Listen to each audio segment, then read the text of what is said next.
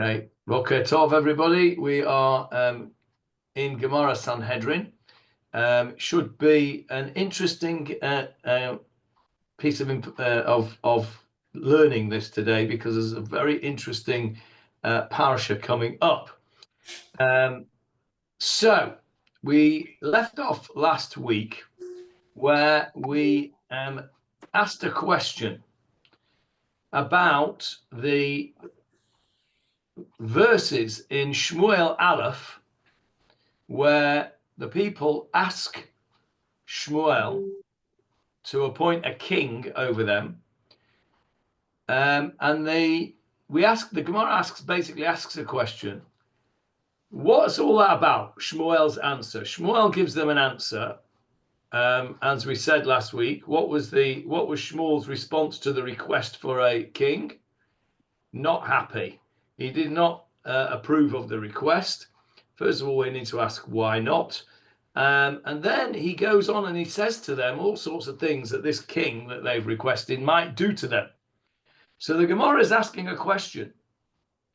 And there's a machloket between Shmuel and Rav and Shmuel, who, as to what was the purpose of Shmuel's discussion with the people, or answer to the people about what this king might do. Was it just to frighten them? Or is it actually the case that what he said are the powers of a Jewish king? In other words, a Jewish king could legitimately and legally do those things to the people. And that's the machloket in the Gemara. Let's have a look straight away at the Gemara, and then I'll take you to Shmuel Aleph and remind you, for those of you who've learned it before, of what we learned in Shmuel Aleph. So here is the Gemara to start with. And then I'm going to digress into a little bit of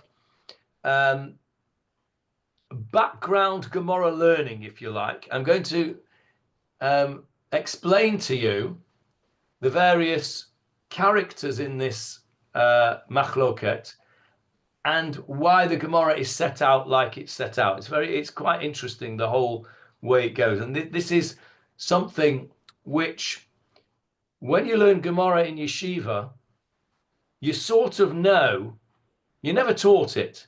You sort of know it as sort of background, and you sort of expected to know it. But unfortunately, there are many people who go through yeshiva who don't actually get taught properly how to learn Gemara and what the Gemara is actually trying to do and how it's put together. And what that means is that they don't really get the full value of it.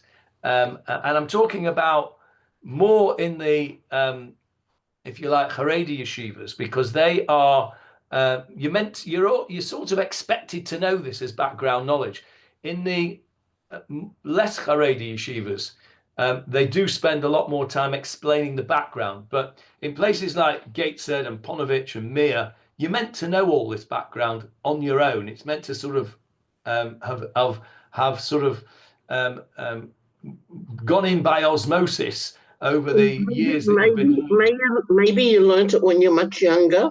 Yeah, you're meant to have learnt it when you're much younger. That's right. So it's assumed knowledge. It's a bit like when you go to medical school. They don't start teaching you at medical school basic biology. You're meant to have already know that. But often, and it was also the case in medical school as well, by the way, often people did not know the basic biology. And what ended up happening was that certainly in the first year, you had to end up sort of repeating what you should have already know from A level and O level. But anyway, we digress. So let's look at the Gemara. The Gemara says like this. We're over here. Amar Rav Yehuda. Rav Yehuda says, Amar Shmuel, in the name of Shmuel. Kol ha'amar b'parashat hamelech. Everything that was written in that parashat of the king, meaning the things that Shmuel said a king could do. Melech mutar bo. A king is permitted to do all of them. Rav Amar. Rav says, Lo nemra parashazu ella, lo ella, remember that lo ella means only. This parasha was only said le'ayem aleihem, to frighten them. It was just said to frighten them. In other words, Shmuel didn't approve of the request for a king. And so he was trying to frighten the people so that they would say, oh, no, no, no, no, no, we don't want one of them. We don't want a king. That's Rab's opinion. Okay. Shene'eman, he brings a proof from a different pasuk, which we'll come back to in a minute. So let's go to Shmuel Aleph. Here we are. Can you see Shmuel Aleph on the screen? Yeah, good. Okay, Jeffrey, if you wouldn't mind reading for us, well, go from the top, really. Verse 1 through 2, to start with, verse 1 through to 5. 1 to 5 on the screen, please. And it was when Samuel had grown old that he appointed his sons judges for Israel. And the name of his firstborn was Joel, and the name of the second Abiah. They were judges in Beersheba. And his sons did not walk in his ways, and they turned after gain, and they took bribes and perverted justice. And all the elders of Israel gathered and came to Shmuel to Ramah. And they said to him, behold, you've grown old, and your sons do not walk in your ways. Now, set up for us a king to judge us like all the nations. Okay, stop there. Okay, so what's happened here is that Shmuel, the recognized, undisputed judge and leader of Israel, has got old, and he has tried to appoint his sons in his place, but they were not of his caliber. How often have we seen that, where you get a great leader and the ones that come after him are not up to scratch? So what's interesting here is in verse 4, and we'll come back to it later. All the elders of Israel gathered. Vayitkabesu kol ziknei Yisrael. That word ziknei Yisrael, the zikanim, the elders, what does that imply? Who are these people? I would Wise say men. Sanhedrin. The wise men. Wise men. Not sure whether there was a Sanhedrin yet at that stage, but yeah, they would have been in the Sanhedrin if there was one. These are the elders. We have this today, don't we? We call, don't we call? I seem to remember, Jeffrey. Correct me if I'm wrong. That in the shrubberies we had trustees and we had eldermen. yeah, we And did, and they were retired officers. They were wise people who had served the congregation, and who people could turn to for advice, presumably. Yeah. However, in the Torah, it's not uncommon for the term wise and older to be interchangeable. You can interchange zaken v'chacham quite easily in many places in the Torah, and zaken is interpreted like that. Correct. The classic example is when Moshe says to God, after the people had complained that they wanted meat, remember? And what does he say? He says, I can't do this on my own anymore. These people are too much for me. Right? They're gonna be the death of me. And God says, whoa, calm down, Moshe. Bring me 70 zikanim, 70 elders, and we will give them some of your glory, and they will help you. They will be your support. So the zikanim are the elders. They are the wise people. Now, what's a bit strange, and the Gemarah picks up on this a bit later on, is this next pasuk. Read 5 again for us, Jeffrey. And they said to him, Behold, you've grown old, and your sons do not walk in your ways. Now, set up for us a king to judge us like all the nations. Stop there. Now, what's wrong with that request? Hukasagoy. Yes, correct.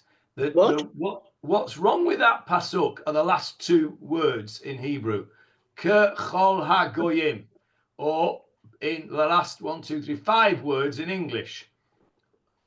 No, 4 words, like all the nations. Set up a king to judge us is absolutely fine. Like all the nations is not fine, because what you're asking for, what the people were asking for there, was to be exactly as they've said, K'chol hagoyim. They want to be like all the goyim around them. And that is a bit odd, because you would not expect... Is that a necessary conclusion? Well, let me finish. Let me finish the question before you answer. Let me finish the question, please. The question is this not a strange thing to say if you are talking about the elders who are speaking here? Verse 4 says, the elders of Israel gathered and came to Shmuel at Ramah, and they said to him, i.e. the elders said to him, you would expect the elders to say, now set up for us a king to judge us, full stop. You would not expect the elders to say, K'chol hagoyim. Now, Hannah. I was going to say, it's a necessary conclusion because given the times that they were living in, the kings of the other nations were the only other example that they had of a ruling body. And so they're saying, that's what we want. Well, that is what they're saying, and it's wrong. And I would not expect the Zakanim to say that. And in fact... But then you're saying it's wrong to ask for a king. No, you're not. No, you're not. They could have asked for a king in accordance with the Torah. Correct. Not the Korah like other nations, but a king with the restricted powers set out in the 5 books. Correct. And what we'll see in the Gemarah later on is that is exactly what the Gemarah asks. The Gemarah asks my question. It's not my question. I didn't make it up. I read the Gemarah ahead. The Gemarah asks the question and says, this is not what you'd expect from the Zakanim. And we'll see the answer in the Gemarah later on. But that's the first thing we see, is that they ask, or somebody asks at least, for a king like all the nations. And that, I think, leads us into verse 6, Jeffrey. Johnny. Yes, David. I don't know if I'm anticipating something, but aren't we missing something here? That's exactly what the Torah says. K'chol hagoyim asher svivotaim. Yes, it's true, and we'll come to that because the Gemarah deals with that as well. It will all fit in together. First of all, we have to raise the questions, and then what both Hannah and David are doing now are anticipating some of the answers. But I want to get all the questions out first, and then we'll go and put it all together. It fits together beautifully like a jigsaw, which we'll see. Hopefully we'll get through it all today. I'm not sure if we will. Right, so verse 6, Jeffrey. And the thing was displeasing in the eyes of Shmuel when they said, give us a king to judge us. And Shmuel prayed to the Lord. Now stop there. I would have expected it to say, the thing was displeasing in the eyes of Samuel when they said, give us a king to judge us like all the nations. But it doesn't.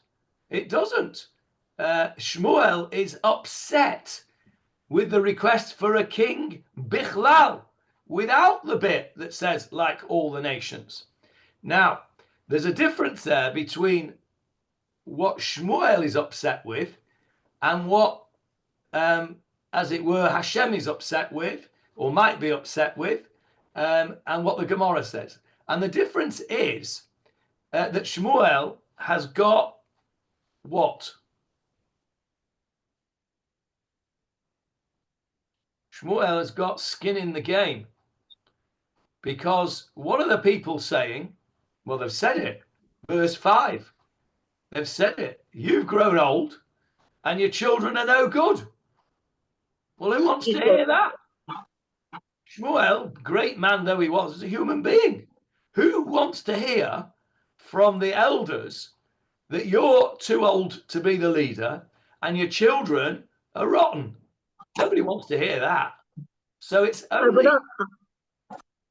On the other hand, and even today, one expects that people in high positions, like Shmuel was and others, have the welfare of the nation. I mean, Shmuel was God's representative. He was his prophet. One would expect him to have the welfare of the nation above his own individual family. I agree, but he's still a human being, and this is very natural psychology of the human being. Shmuel is displeased by the whole thing, set up as of a king to judge us like all the nations. But it's the author of Shmuel is telling us that when he says he was disappointed when they said, give us a king to judge us, and didn't put in like all the nations, and that is clearly left out of that verse 6. It's clearly left out. There is an indication there that Shmuel was a human being. He had human feelings, and it is entirely understandable that he would have been upset to have heard that. He probably knew his kids were no good. Wasn't a fool, but nobody wants to be told that. Nobody wants to be told it, and I think that was painful. And I think that's just something that we notice. Now Hashem says to Shmuel as follows. Hashem disagrees with Shmuel. Verse 7, Jeffrey. And the Lord said to Samuel, listen to the voice of the people according to all that they will say to you. For they have not rejected you, but they have rejected me from reigning over them. Okay, and now that proves what I've just said in verse 6. Because Hashem, of course, knows the internal feelings of everybody. And Hashem is saying, whoa, calm down. It's not you they've rejected. It's me they've rejected. So Hashem has understood that what I've just said in verse 6 was correct. Shmuel was upset because the people had rejected him. Otherwise, Hashem would not have had to say to him, don't worry, it's not you they've rejected, it's me. He's calming him down. And that makes it very clear that that Shmuel did take it personally. And what Hashem is saying in verse 7 is, don't take it personally. It's not you, it's me they've rejected. And I'm okay with it. Listen to them, they want a king. Okay, and then he goes on to say why it's him. And then let's skip to verse 11, because this is the important part now. Verse 11 begins what Shmuel says. Shmuel says, all right, you can have a king. Hashem says you can have a king, but I'm warning you, this is what it's going to be like. Verse 11. And he said, this will be the manner of the king who will reign over you. He will take your sons, appoint them to him for his chariots and for his horsemen, and they will run before his chariots. Stop there. So the first thing that Shmuel says is, this king that you want, he's going to conscript your children, right? Whether you like it or not, they're going to have to go. He will take your sons, right? He will take them. That means whether you like it or not, he's going to conscript your children. Nobody wants that. Verse 12. And he will appoint them to him commanders of thousands and commanders of fifties, and to plow his plowing and to reap his harvest and to make his weapons and the equipment for his chariots. Stop there. And then, so he's telling him it won't just be, he won't just take them for pilots and tank drivers. They're going to have to do all the dirty work as well. Plowing, reaping, making the weapons. They're going to be, your children are going to be in the king's service. And not only that, verse 13. And he will take your daughters for his perfumers, for cooks, and for bakers. Okay, nobody wants their children, their daughters taken away from them by the king. So it's not a very attractive proposition, this king business, according to Shmuel. Verse 14. And he will take the best of your fields, your vineyards and your olive trees, and will give them to his slaves. In other words, he can appropriate your property. He can come along and appropriate your property, whether you like it or not. Okay? Verse 15. And he will tithe your grain crops and your vineyards, and he will give them to his officers and his slaves. In other words, he'll put on high taxation. 16. And he will take your male and female slaves and your handsomest youths and your asses and put them to his work. And he'll just take whatever he wants. He can take your property, your goods, your land, your crops, your servants, and he can put them to his work. This is what Shmuel says.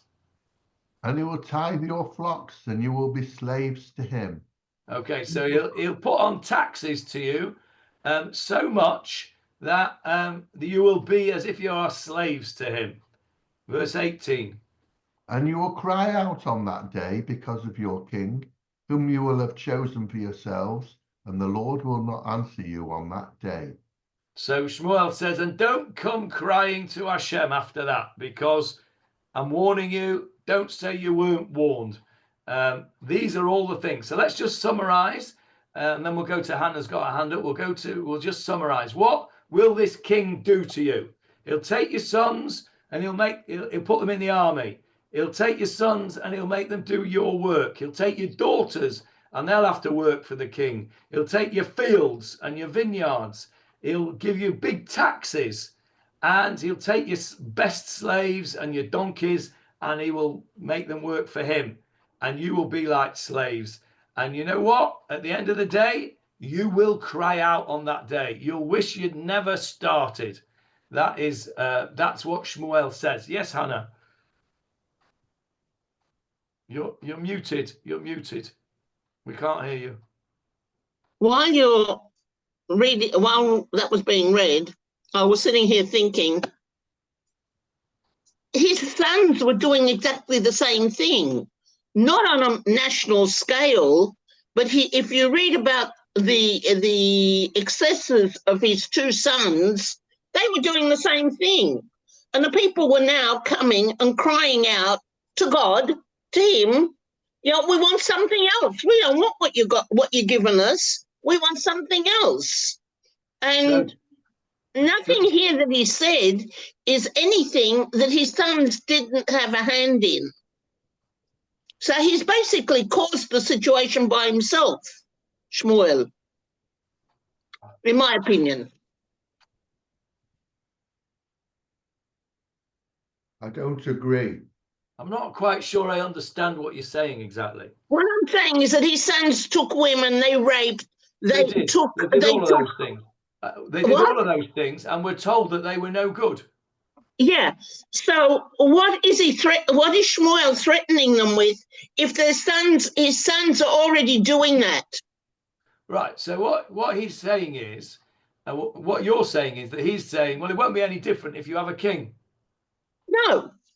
I mean, he thinks he's threatening them, but if in their eyes, it's not going to be any different.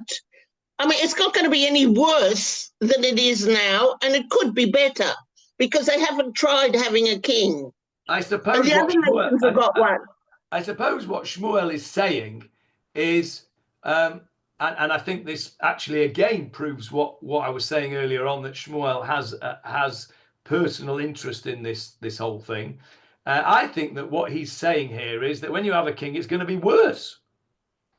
That's how I read it. Anybody see that? Yeah. Because if you go back a step to the elders saying let's have a king, and Shmuel saying no, you don't want a king. Why didn't they compromise? Shmuel knew his sons were bad. There must have been loads of other prophets who could have taken over from Shmuel who would have been much better than his sons, rather than having a king. Because of verse 7. Hashem said to Shmuel, give him a king. Yeah, but I'm going back before that. I'm going back before that, when you start at the beginning. So you mean when they came and said, give us a king, Shmuel said, okay, I'll get rid of my kids, but you don't want a king, we'll do a different prophet. Well, we'll compromise between the two. There's some very good prophets around. Let one of them take over, and then the elders would have agreed, and we wouldn't have this trouble with a king. Possibly true. The only reason God got involved was because it was further down the line. Possibly true. Yeah, that may well have been a compromise. That may well have been a compromise. But it's clear that Shmuel doesn't think that having a king is a good idea. But there's no indication that there were other prophets of his status or close to his status around.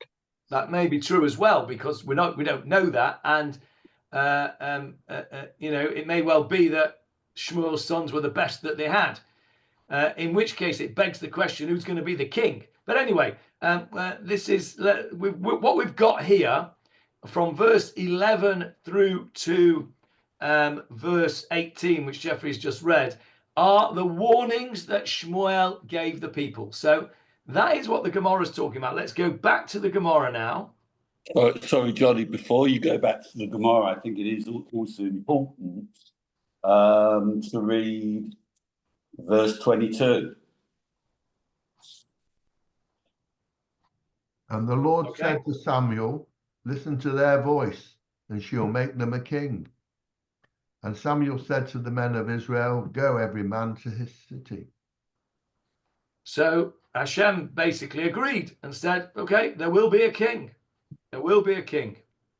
Now, what the Gemarah is now going to talk about, if I can find it, where have I put the Gemarah? There it is. Can you see the Gemarah now? Yeah? Yeah.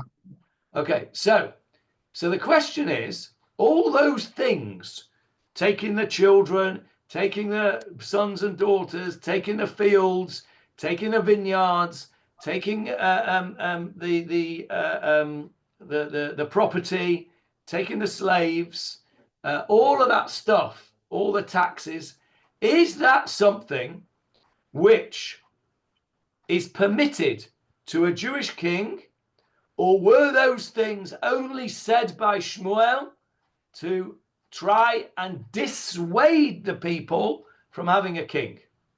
Now, that's the machloket in the Gemarah between Rav and Shmuel. Okay, the machloket between Rav and Shmuel. So what I just want to digress for a few minutes now is on Rav and Shmuel. Who were Rav and Shmuel? Anybody know who Rav and Shmuel were? If I was to ask this question to yeshiva bochurim, they're meant to know it. I'm not sure that they all would know it, to tell you the truth, but they're meant to know it because it's very important. So who were Rav and Shmuel? Anybody know who they were? Wasn't Rav the head of the Bet Midrash at one stage? Okay, Rav was the head of one of the famous yeshivas in Babylon. Anybody know which yeshiva it was? Umpadita? No. The other one?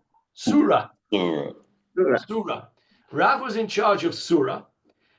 He lived around about the end of the 2nd and the beginning of the 3rd century. So he around about 175 to 250 CE. So we're talking 100 years after the destruction of the temple. He was born.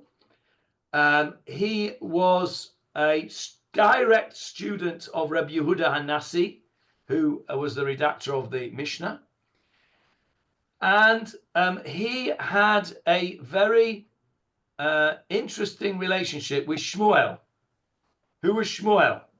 Lived at the same time, slightly outlived him, and he was head of a different yeshiva, one in Nahardea, okay, also in Babylon. And I suppose this was a bit like Ponevezh and Mir today, right? Two great yeshivas, and those who went to Ponevezh would always go with a Ponevezh psak, and those that went with Mir would always go with Mir. You know, when you go to a yeshiva, you are very invested in that yeshiva. You know, your Rosh Yeshiva is your Rosh Yeshiva, and you will, you know, defend your Rosh Yeshiva's opinion to the end. He's up there next to God. Yeah, oh, absolutely. Yeah, yeah. And in some ways, actually above God. But yeah, so, Rav and Shmuel, they were head of these yeshivas. And there was this, as Michael was indicating, there was this discussion between them. Not in a negative way, by the way. They were very respectful of one another. But they're always arguing all the way through the Gemara. Rav and Shmuel, Rav and Shmuel, Rav and Shmuel. It's a bit like in the Mishnah. Who do we have in the Mishnah? They're always arguing. Hillel? Yeah, Hillel and Shammai. Shammai. Shammai. Hillel and Shammai. Hillel and Shammai. Hillel and Shammai. Right? Or Beit Hillel and Beit Shammai. So Rav and Shmuel are the equivalents in the Gemara. They were Amoraim. They're the arguments in the Gemara. Very similar as in Hillel and Shammai. Now, generally speaking, the Gemara, the halacha, tends towards Rav in areas of what we call Isur Veheter, meaning ritual law. Okay, ritual law.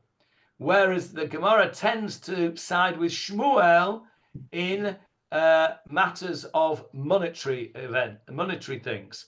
So civil law as opposed to ritual law. Civil law tends to go according to Shmuel, not always, but tends to, and ritual law tends to go against to Rav. Now, Shmuel was responsible for a very, very famous expression, which we all know and we all quote very often.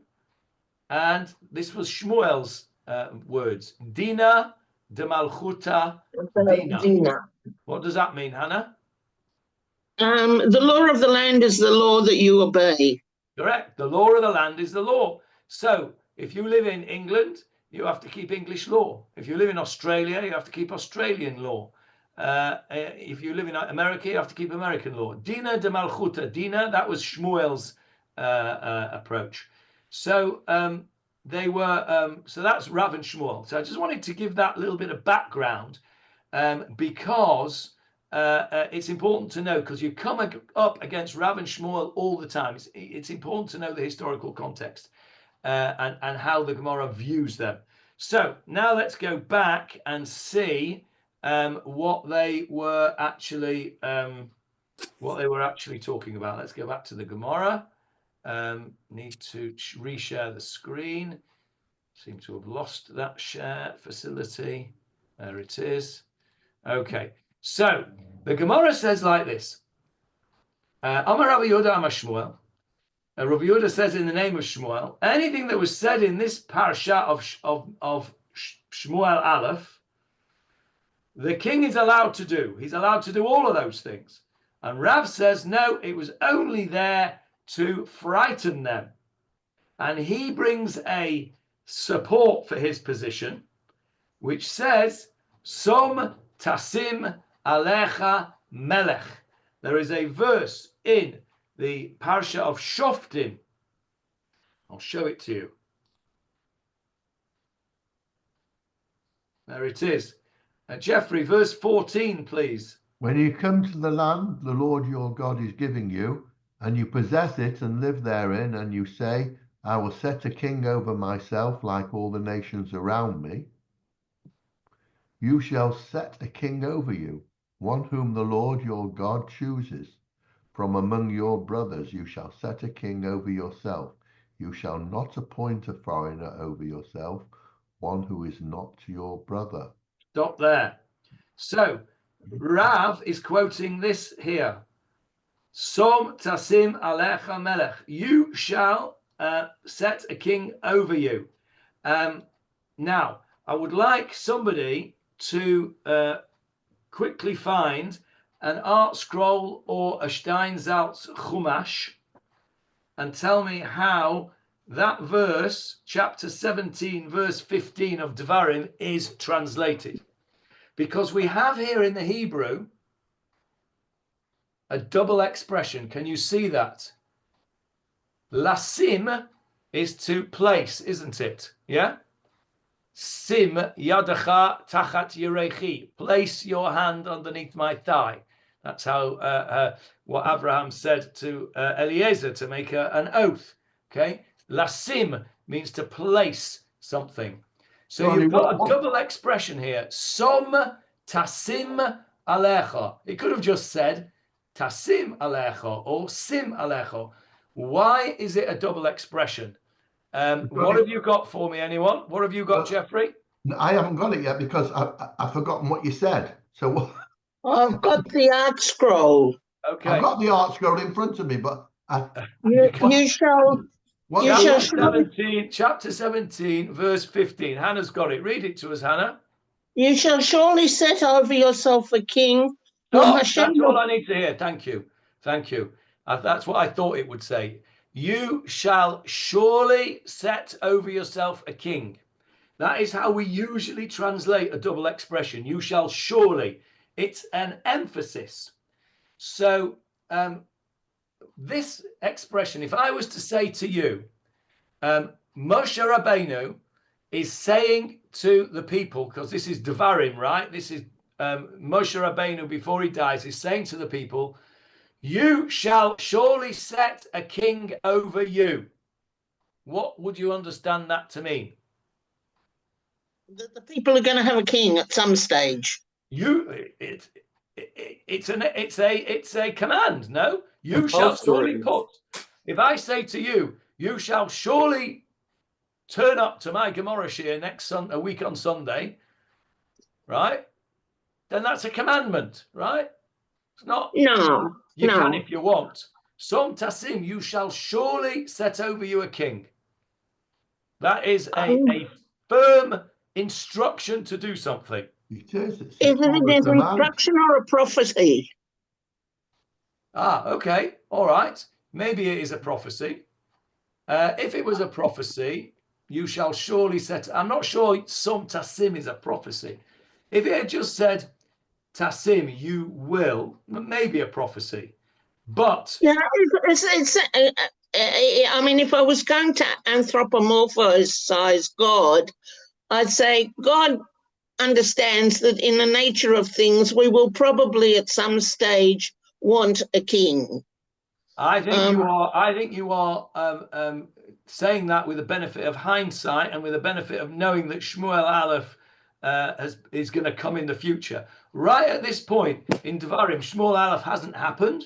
I think that the majority of people, you may be in the minority here, Hannah, but you're entitled to your view. Okay. But I think you're in the minority. I think the majority of people would understand. Som tasim alecha melech, asher yivcha Hashem Elokecha bo.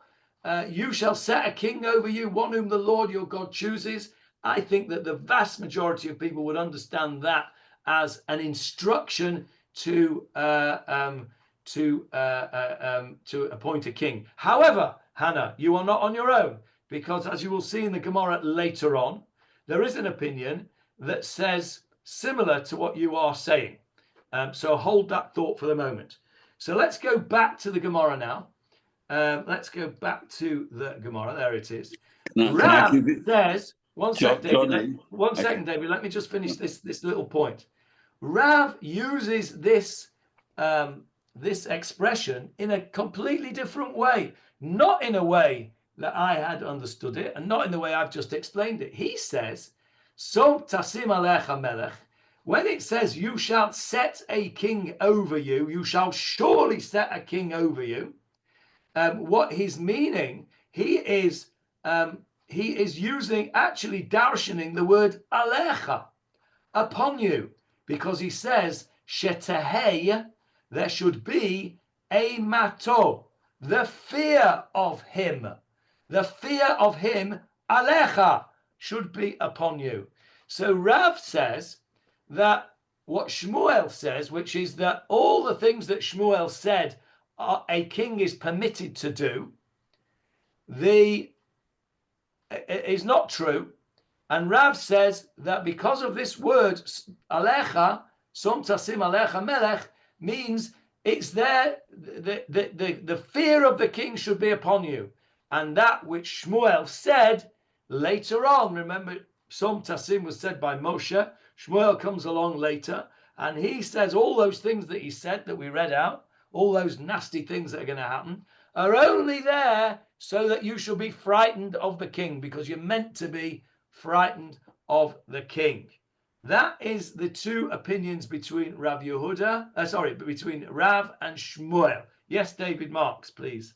No, you just because you were asking for translations, there's a very interesting translation here in Mayam Lawyers. You shall be free to set a king over yourself, and we know where this is going. Yeah, I'm not sure that is in any way an accurate translation. The Mayam Lawyers there is certainly speaking. Well, no, that is according with what you're coming on to now, whether it's Rishut or Chovah.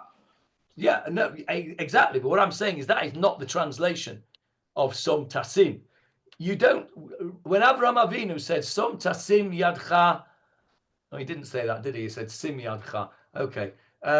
I don't think that Som Tasim is you are free to, and it's only he only says that. That is how Sarja Gaon translates it. Because he also knows the Gemarah, David. They're all translating it. He knows the Gemarah, but he also knows grammar.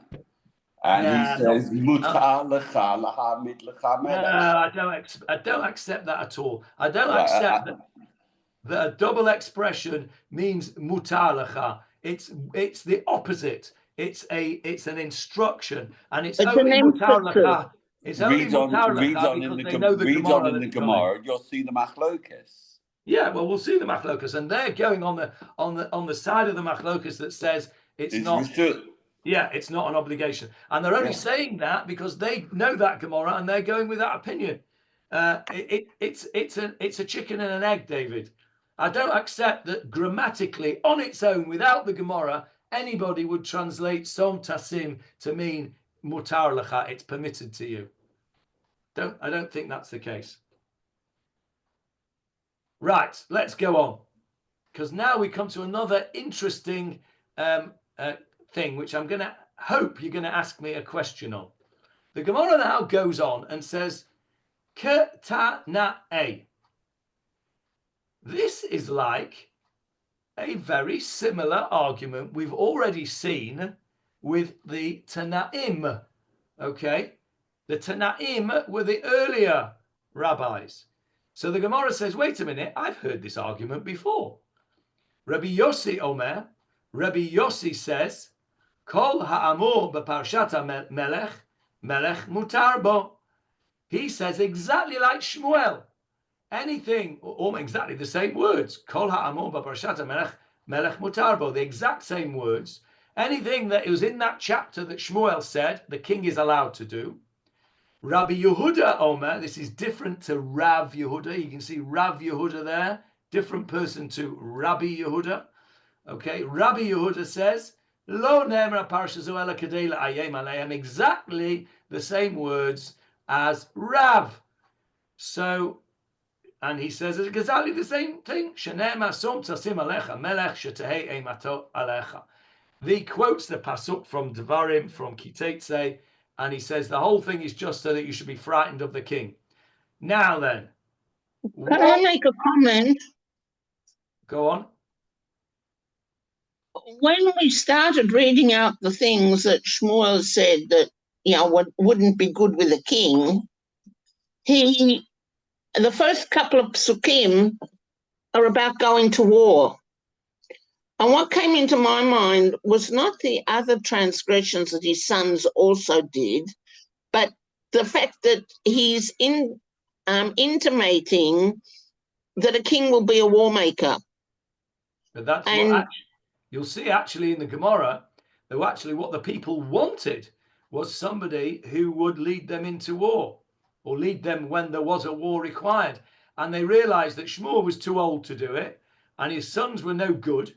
And they wanted somebody, Dafka, you'll see that in the Gemarah later on, we might not get it today, but Dafka they wanted, this is what the Gemarah says, that Dafka, what they wanted when they said they wanted a king like all the other nations, because they wanted a king who would lead them into war strongly, that there would be a strong king in battle. And you'll see that in the Gemarah. So your question actually is a fair question, but the answer is clear that what they had at the time was not fit for purpose in terms of going out to war, because Shmuel was old and the children were up to no good.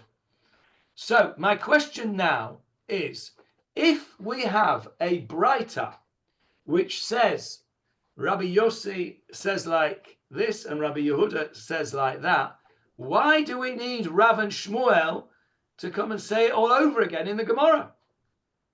There's not a single word which is different. What's the point?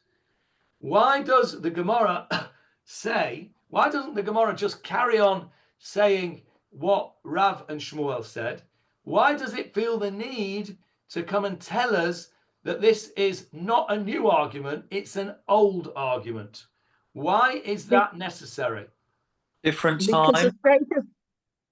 the status of the Tanna. First Michael, then Hannah. First Michael. Different times. So therefore, different things can. In earlier times, maybe it wasn't as important. Now it is more important that they go to war. That they have to go to war. But they're saying the same things. Why do we need to be told it again? Maybe they're differentiating for some reason. They're obviously differentiating. Okay, there must be differentiating something else. I wouldn't do it. Yes, Hannah. The status of the Tanaim is greater than the status of the Amoraim, and therefore, if the Amorim are quite entitled, it's the same as I think as what's called precedent in law, that if the Tanaim say something and they determine something, the Amoraim are very loath to dispute it. And the fact that the Tanaim say the same thing only makes it stronger. Very good. Excellent. Excellent. The Tanaim, who are the sages from the time of the Mishnah, they have greater authority than the Amoraim, who were the sages of the Gemara. And there is a concept which you need to know when you learn Gemara. Amora lo cholek al Tana. An Amora cannot argue with a Tana unless there is another Tana on his side. Right? So by showing us that this is a machloket Tanaim, what the Gemara is saying is, don't think that either Rav or Shmuel are arguing with a Tana, because they're not, because there is the same argument. In other words, each one, Rav can rely on Rabbi, without looking at it again, Rav can rely on Rabbi Yehuda, and Shmuel can rely on Rabbi Yossi. I think it's the other way around, actually. But anyway, each one can rely on their own Tana. Often what you find is that when you look in the Brisa, you'll find that there is more meat on the bone. Okay, and so you're referred back to that for the more logic. But the main thing is it's about halachic weight. Okay, it's about halachic weight here. Now, in terms of let's look at these two Tanaim, like we looked at Rav and Shmuel, Rabbi Yossi and Rabbi Yehuda. Who are these folk? Now, Rabbi Yossi was somebody who was known to be very measured and very thoughtful, and very took his time to make decisions. Rabbi Yehuda, on the other hand, was much more straightforward and sort of, I won't say shot from the hip, but that's not quite what I mean. But he was cut and dry. Sorry? Cut and dry. A bit more cut and dried. That's right. Yeah. Now, generally speaking, al pi halacha, we go according to Rabbi Yossi. Generally speaking, we go like, if it's a Rabbi Yossi versus Rabbi Yehuda, we generally go according to the psak of Rabbi Yossi. Not always, but generally speaking, we do go according to Rabbi Yossi. So let's just go back now and see how it works. There's the Gemara again. Share it for you.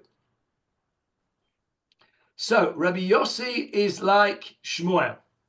and Rabbi Yehuda is like Rav, or the other way around, really. Rav is like Rabbi Yehuda, Shmuel is like Rabbi Yossi. So now then, there's a bit here on the Steinsaltz, which I'm going to do with you, because this is a Tosfot. We don't normally learn Tosfot in our Shia, but this Tosfot is a question which, when I was learning this Gemara, I thought of this question. And actually, it turns out that Tosfot asks the question. Everybody, does anybody remember the story of Navot? Vineyard? Very good. Very good, Michael. The vineyard of Navot. Tell us a bit more. The king wanted the vineyard. He didn't want to sell. His wife decided to accuse him of all sorts of nasties. Navot was killed, and therefore he took over the vineyard free of charge. That is absolutely right, except that there were too many he's in there. Who was he and who was he? Start again. Navot had a vineyard. Yes. The king wanted the vineyard. What was the name of the king? Ah. And what was the name of his wife? Wife, yes, precisely. Hannah? Izebel. Izebel was his wife. Jezebel, that's right. What was his name? Not a nice man. Ahab.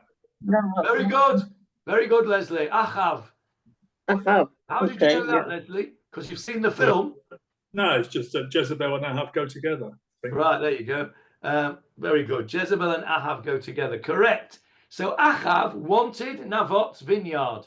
And Navot said, no. I'm not selling. It's my inheritance. It's my family's land. I couldn't dream of selling it. Correct. And so what did Izebel do? Had him killed. Basically, yeah, she a whole load of trump-top charges upon him and got him killed. And then the king went in and took his vineyard. Now, but actually, before that, Achav came back and he was very depressed because he wanted it and he couldn't get it. And she said, "Don't worry, darling, I'll arrange it for you."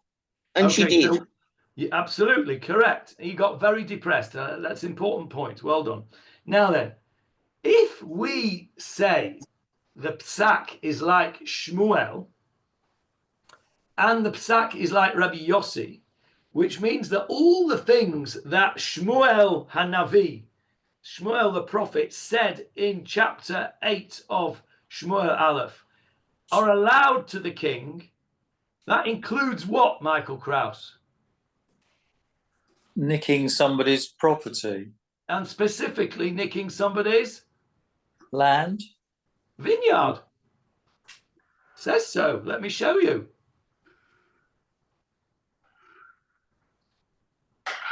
There we are. Verse 14, Jeffrey, please, on the screen. And he will take the best of your fields, your vineyards, and your olive trees, and will give them to his slaves. There you go. So, according to, if the halacha is according to Shmuel and Rabbi Yossi, who say that anything that Shmuel and Navi said in that chapter, a Jewish king can do, why didn't Achav just go and take the vineyard? He was allowed to do so. Well, even a king has to abide by the Torah. And the Torah says you can't steal. That's not what Shmuel says. Shmuel says he'll take your vineyards. What's the answer? Yeah, but Shmuel's not God, and God says you can't steal. Okay. So, what does Tosfos answer, by the way?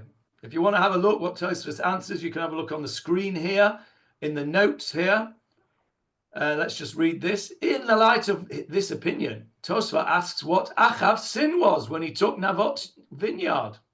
See 1 Kings chapter 21. By the way, I got that ready for you. So since I got it ready for you, I'm going to show it you.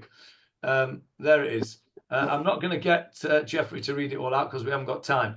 But you can read it yourself. If you want. That is the story that Michael Kraus so beautifully related to us, and Hannah added the important bit that he got.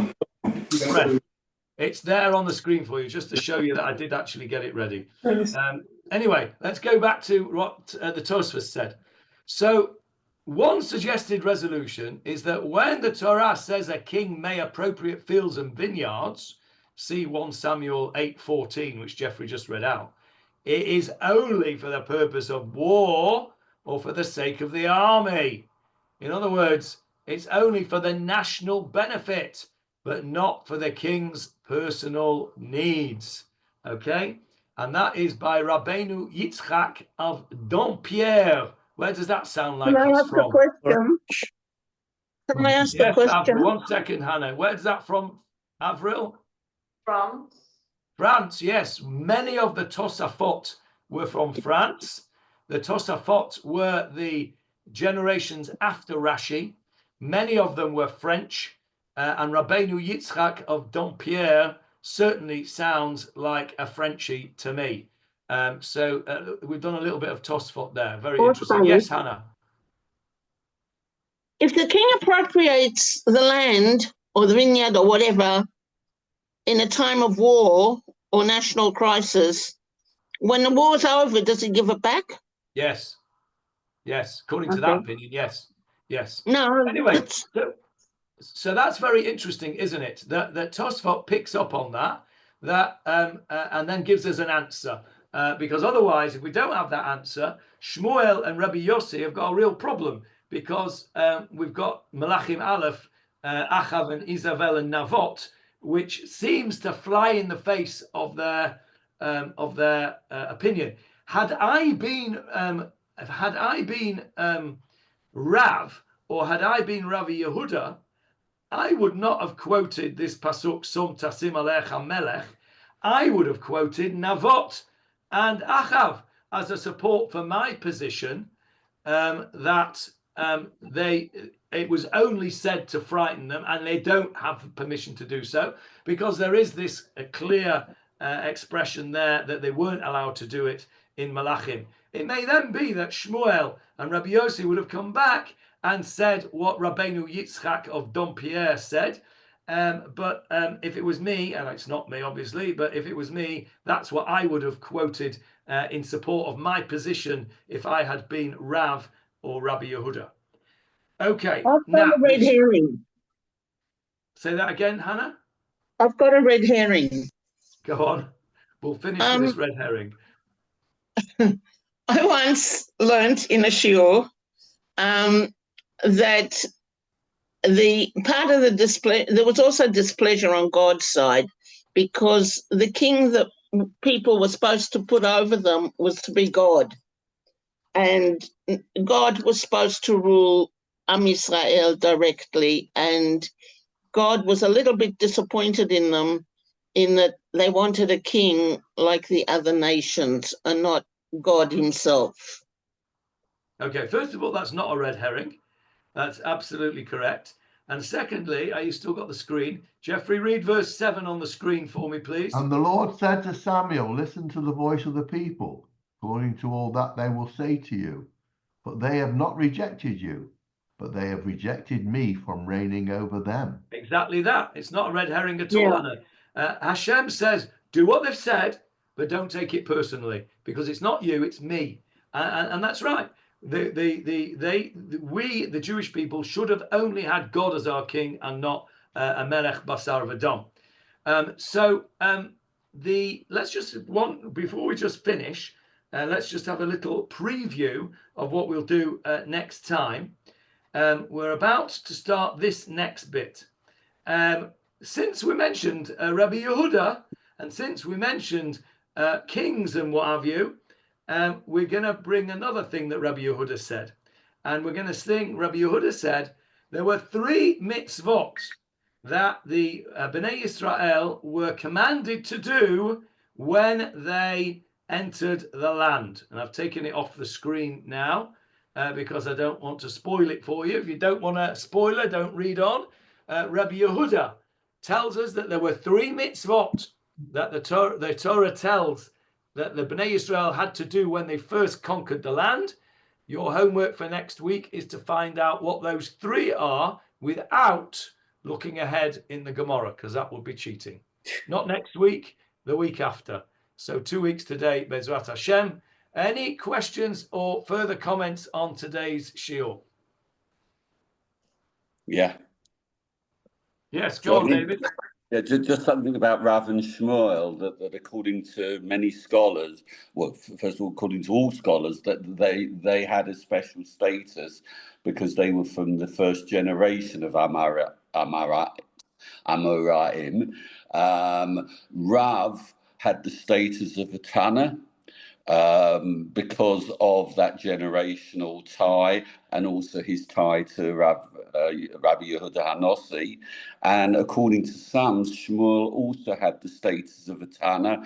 You find a number of places in the Gemarah that says Tana Devei Shmuel. So, yeah, very, very true and good information. This is I suppose, Rav and Shmuel were the, if you like, the bridge between the Tanaim and the Amoraim. They were sort of 1 foot in each camp, as it were. Excellent. Right. I wish you all Chag Sameach, and we'll meet again after Pesach. Chag Sameach.